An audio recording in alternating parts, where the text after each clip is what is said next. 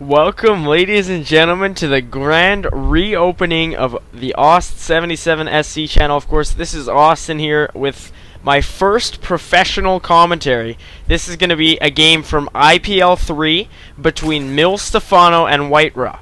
Okay, so Stephano is our light pink. I love the color, always underused.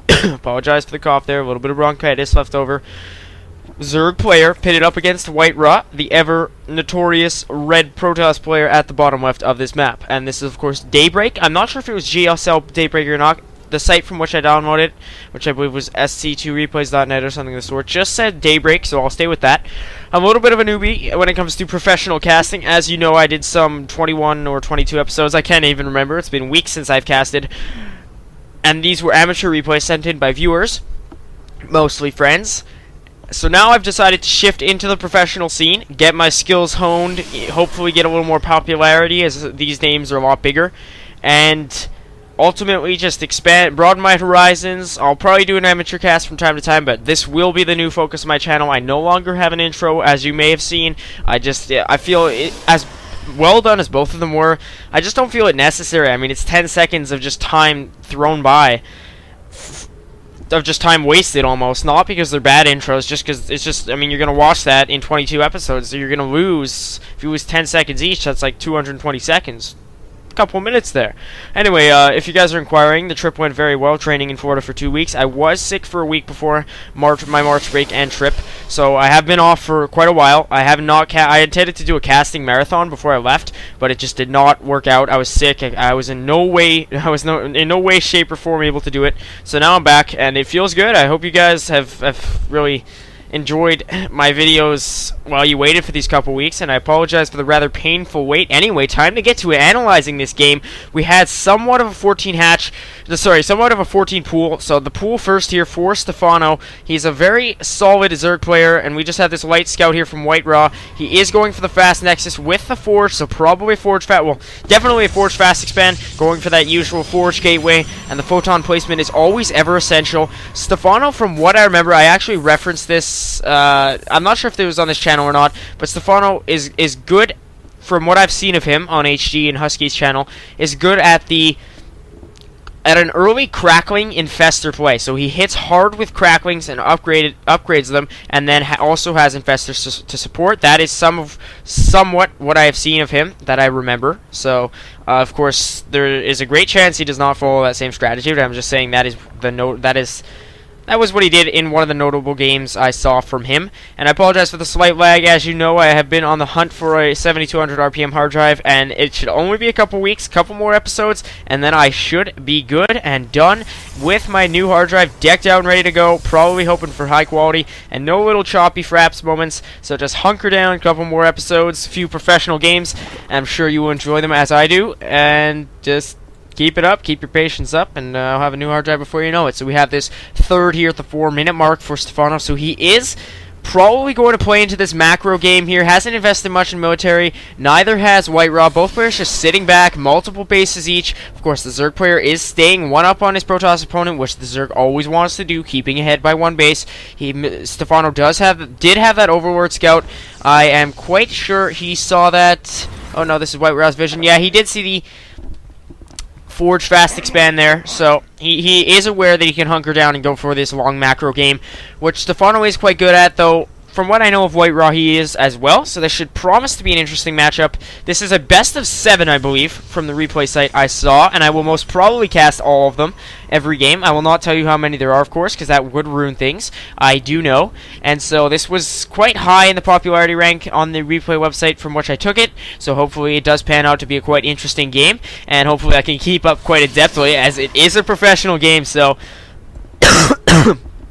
again, apologize for that cough. I do have some bronchitis left over. I was sick with the flu before I left for the trip, and then I had bronchitis, and I was thankfully given medication and I could make it, and it did not hamper my training at all. I barely coughed, but then now I think after all that training, the medication's gone. I think the cough came really close to going away, and then it didn't, so now I'll have to, of course, get back to health. So if you hear me coughing a little bit, I have a little bit of a sore throat. I can cast without an issue, but I just have, I'm a little under the weather, so please do forgive me for that. I just wanted to get a cast out. So we do have these zealots harassing this hatch quite efficiently. They've kept the drones off, though Stephano has not really saturated it. He had to invest heavily in like 14 Zerglings there to deal with these Zealots. He's trying to get us round on 1. The Queen will try to fend off against these 3 here. Not sure if we'll be able to pull that off. The Zealots just trying to force drones off the line as much as possible. Stephano does have 9 in production, so we just have WhiteRa mining off this 1 base with the 2 gas, and then the second base with no gas,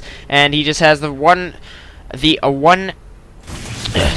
photon cannon, and he will somewhat surround these Zealots. Yeah, both will fall, but they ended up both reaching low health, which was good. They were able to get a plethora of kills off, so now Stephano has been somewhat stalled on that third.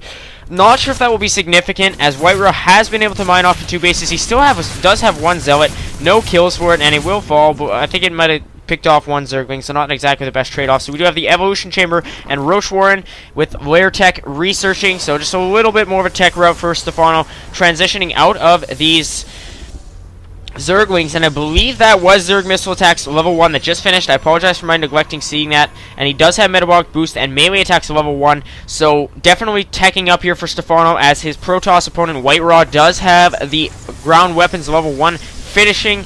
He has another pylon here to get some over the cliff extension, and he actually had a very late Warp Gate tech, I just now realized. So he was working off some gateway zealots so he could really build up the natural economy, and he is now going for the third. This will be spotted by the Zerg player, so he will probably try to hit it hard with a Roachling force if he can amass a big enough one in time. His economy is a little lower than his Protoss opponent. I think WhiteRa was just kind of saving up for the post-Warp Gate tech investments, and now we can just dump so much into it. He has the 6 gates. Yes, he does. 6 gates, and now 1-0 done with 1-1 researching. The Robo coming down with his opponent getting Glial Reconstitution, Roach Speed, so he has a number of upgrades for the Zerg player. He is outpacing WhiteRa somewhat in that, but I guess that can be expected of the Zerg player.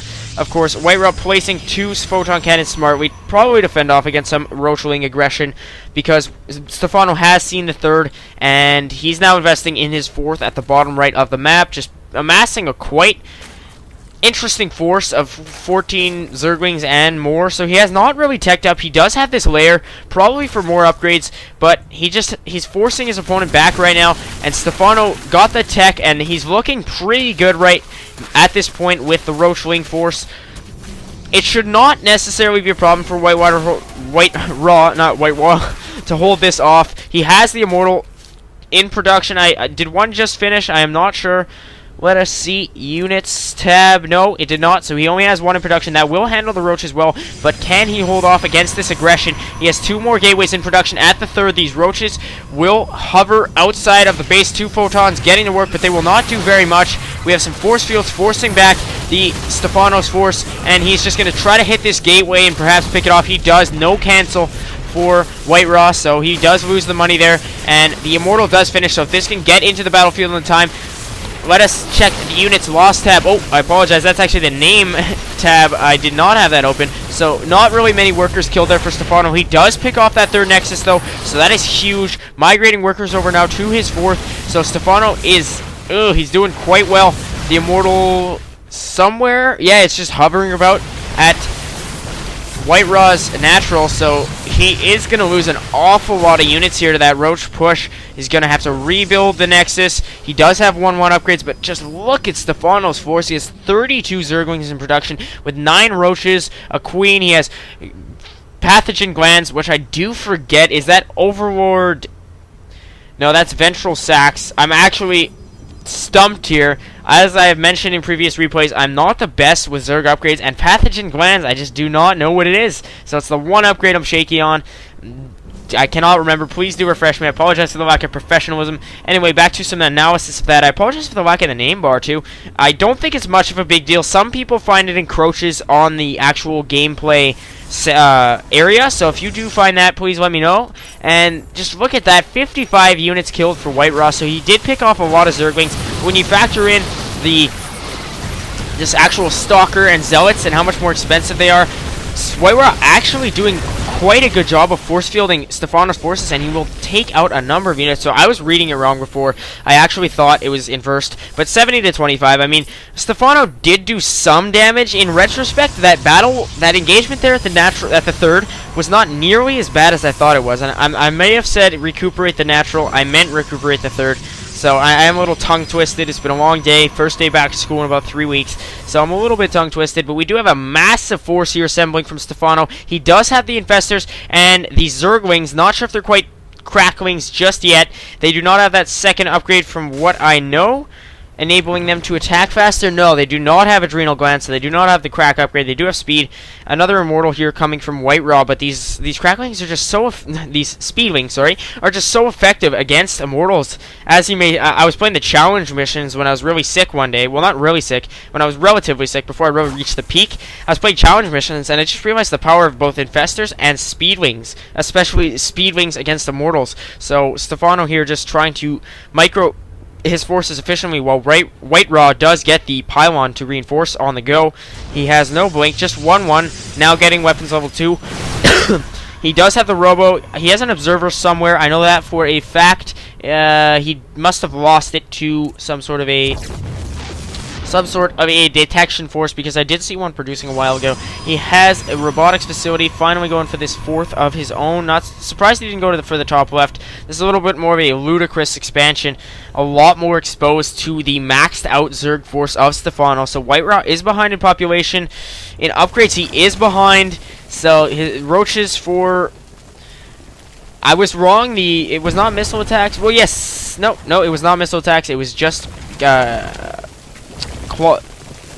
melee attacks. A little tongue twisted again. And we do have Adrenal Gland, so there is Crack and Neural Parasite and Ground Carapace level 2. So just so many upgrades here for Stephano, and I'm honestly unsure as to whether or not WhiteRa will be able to hold this off. He does have the 2-1 and a number of immortals. The Robobay is finishing. He's just warping in some Zealots now. So the Colossi will play a big part in this game, as Stephano just has so many freaking spine crawlers. Nobody's gonna lay siege to his forces anytime soon. So we have Blink, a Stargate, and extended thermal vents, all researching here for WhiteRa. He is trying to go for this drop. The immortals will just wreck the roaches. Not sure why Stephano would make such a sacrifice, and he is moving Infestors over here. He probably knows the drop is impending. He gets some infested Terrans right out, and he gets the fungal growth on the Warp Prism, so and the Zealots as well. So WhiteRa is going to go for the Warp-ins, but they just completely fail.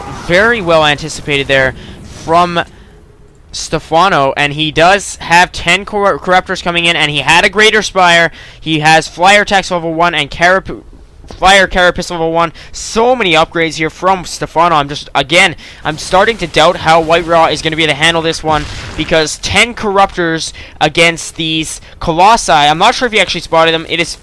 He probably did when he brought in that Roach Force, so that sacrifice is somewhat justified. But he has 5 Broodlords and just leaking in a massive force of these Cracklings. Do they have the Crack upgrade?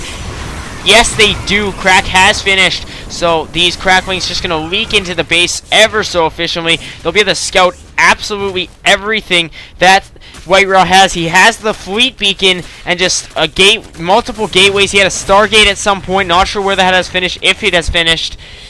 Let us see.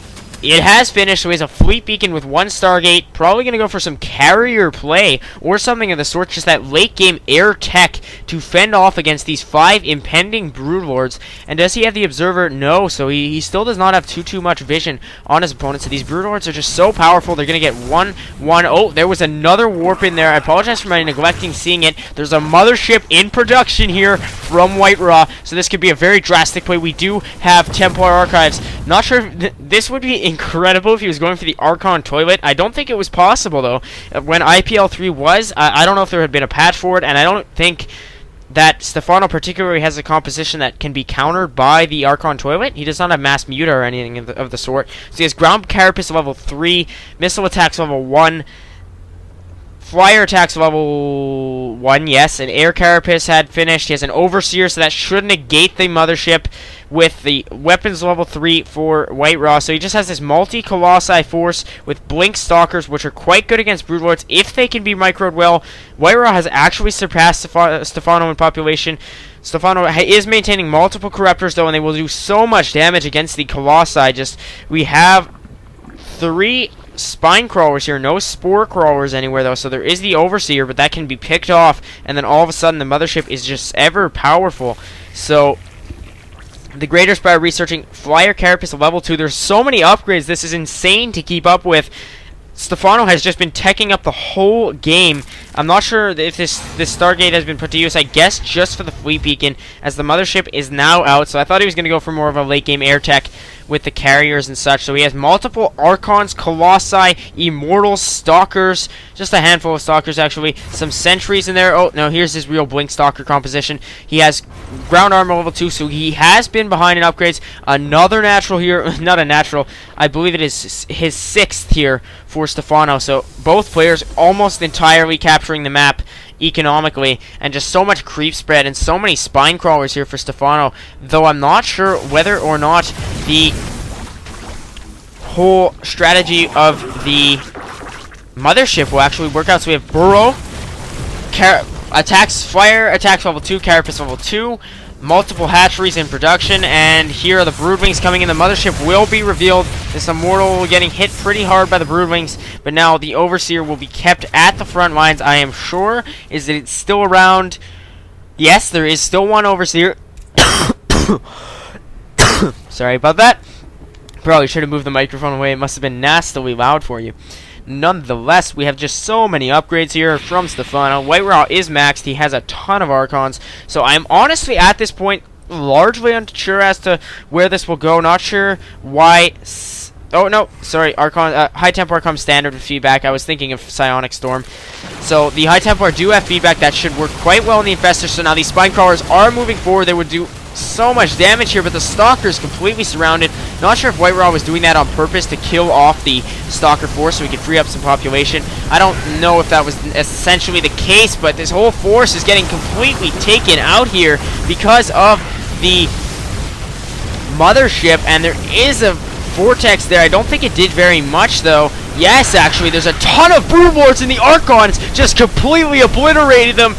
Did you see that? I'm not even sure how many broodlords that was, but that looked like an awful lot. Let me just actually revisit that. Oh, I apologize for revealing how long the game is, but I seriously want to revisit that little component, that little portion there. So let us just see this massive broodlord force here from Stephano, and let's see if the vortex. Oh yes, it does. It does. There was a ton of broodlords sucked into that vortex, and let's see how much damage it can actually do. The Archons moved over into the Archon toilet, so it must have worked at this point. Pre-patch, all of them migrated in. Stephano is probably completely grimacing here, and there you can see them all completely pop. So Stephano lost so many broodlords to that devastating Archon toilet. So I apologize, or retract my past statement. The Archon toilet worked in IPL3, the patch that negated it. I'm not even sure if it's negated to this day. It is probably still possible. I just heard rumors. So we have 72 Zerglings and 25 Roaches here from Stephano, and they are all upgraded, but I'm just not sure if Stephano is going to be able to pull this off. He's maxed out, but so is WhiteRa. WhiteRa's essential upgrades finally landing, and I think the Archon toilet is just the absolute turning point of this game. All that Stephano has at this point are Zerglings, well, Cracklings, and Roaches, a couple of Overseers. These will probably be taken out in short time, and they will be, so any future forces will probably. Oh, no, the mothership does fall, but I just don't think that Stephano's going to be able to hold this one off. He has so many Roaches and Lings in production, but WhiteRa has just completely wrested control of this game from him. So it's looking pretty bleak. He is running the Cracklings towards his opponent's base, and WhiteRa is wreaking complete havoc on him, so he's going to pull these Cracklings back. Not sure if that was the best idea. He probably could have done some economical damage there with them. The Roaches with speed and 3-1, ever powerful, but the Immortals and Colossi together are just too much for them. He's migrating his force over towards WhiteRa's base. I just don't think he would be very good in a base race at this point, but he could probably wreak some havoc. WhiteRa anticipating correctly and just managing the stalkers. I believe the Roach Warren has been taken down, and the spawning pool as well. They're both being recuperated, so it is looking quite bleak for Stephano at this point, ladies and gentlemen. He's doing some damage to his opponent's third here. No, actually his fourth, but it's just not enough, I don't think. He lost the Roach Warren, he lost the production facilities. His economy is starting to slow down. He only has a handful of gas left. He has 6 Broodlords in production. That will probably be his last hope. But when you're against an almost maxed out Protoss force, they have 3-2 upgrades. Actually, WhiteRa has not followed up and finished his upgrade, so a little bit of a mishap there, but I guess his eyes are too much on the prize. He has a 2-pronged assault at this point. The Broodlords will now be migrated in, and WhiteRa still has this nasty Spinecrawler force to face down. He will probably want to take out the massive Broodlord force first. This could actually be a chance for Stephano to somewhat get back in the game. I still think it looks bleak, but if he can pick off the Broodlords, no more Archon toilets, but if he can just take out the Broodlord force, then he will be in good standing to win this game.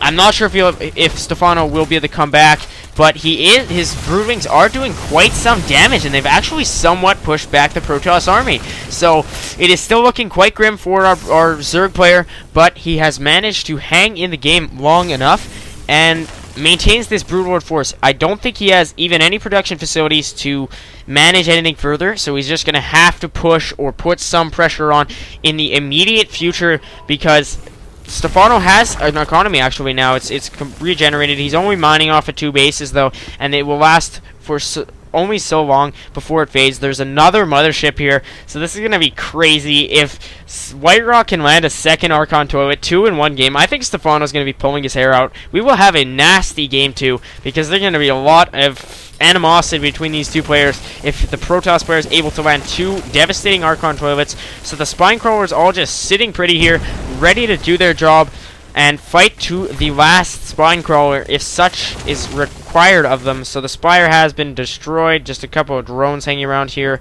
a hatchery being regenerated on just some fading mineral patches, so that'll only do so much for our Zerg player here. He has a couple of bases and a little bit of creep spread, but I just don't know if he's going to be able to pull this one off. He has an intimidating Broodlord force, but WhiteRa's maxed out. Stephano's at 107, and I have to say I'm quite not really regretful, but surprised that I was doubting WhiteRa's ability to come back in this game. I just thought the Roachling force had done a lot more damage than it had, and we do have these Graviton catapults and carriers coming out, so interceptors and carriers, probably finally that late game air tech, though it is off 1 Stargate. So we're going to have some Cracklings running in here, but they should not do very much. There's a ton of photon cannons. Actually, they may, as the probes are going to be reached here, so the photon cannon spread not the absolute best there from WhiteRa, but he doesn't have too much to worry about at this point. Stephano right now focusing so much on regenerating everything. He's going for the natural, so he has like pretty much 300 minerals here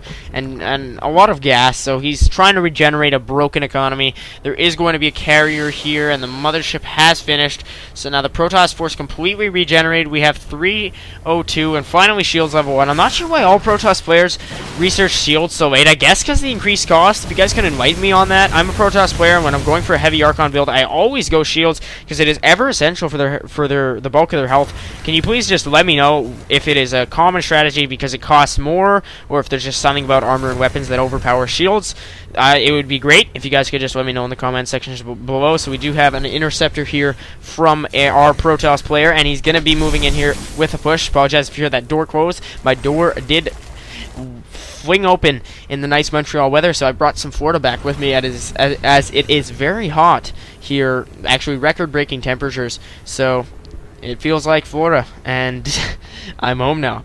So there are multiple observers and some shields, and we just have again this multi-minute standstill here, but I think Stephano is just wincing, anticipating the final climatic and concluding battle that is sure to come momentarily. So this 1 photon cannon going to try to do some damage on the Roach force, but no matter what kind of economical stress WhiteRa's put under, he's still leading by quite a lot. So it's really the Broodlord force that is the heart of Stephano's army, and he's regenerating the Greater Spire with hopes to rebuild the Archon force. And there's now a pylon from WhiteRa, so he can regenerate. He's got Protoss shields level 1, probably going to go for shields level 2 as soon as this finishes, if he's on top of his game right now, which WhiteRa is quite, I have to say. He has 4 High Templar now warping in at his reinforced pylon. No, yes, at his reinforced pylon. He will make 2 Archons from them, and another carrier here, so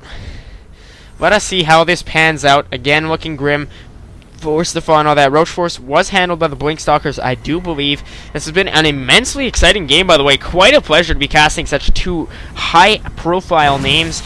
And so the Blink Stalkers now moving in, blinking completely in the middle of the Spine Crawlers. Infestor's going to move up. I do not think Stephano has any detection. He has one Overseer somewhere. He will have to fly that in, because Fungal Growths do land on 3 Archons here, but they're just not going to be able to do too much. The Hive now coming under... The Hive Cluster is under attack. This is the Hive, and I would imagine there's a cluster somewhere, and it is most certainly under attack. And so the Corruptors falling under siege, and the Broodlords just trying to get away, but they are ever so slow. This Immortal coming under siege. 29 kills. Not sure how he got that many. Must have had a number of battles. So the Archon Toilet here attempted from WhiteRa. Not sure how many Broodlords were actually flown in there, and one of them was sucked in. I don't know if that was deliberate or not, but there are Infestors actually. So there's Stephano with the well played. WhiteRa has left the game.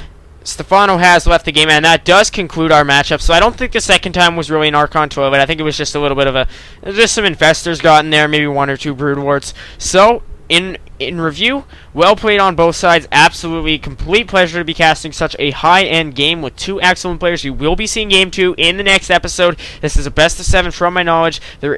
It is from IPL 3, so if you guys do know the results, well, try not to ruin it for other viewers. I personally do not. I do not watch IPL.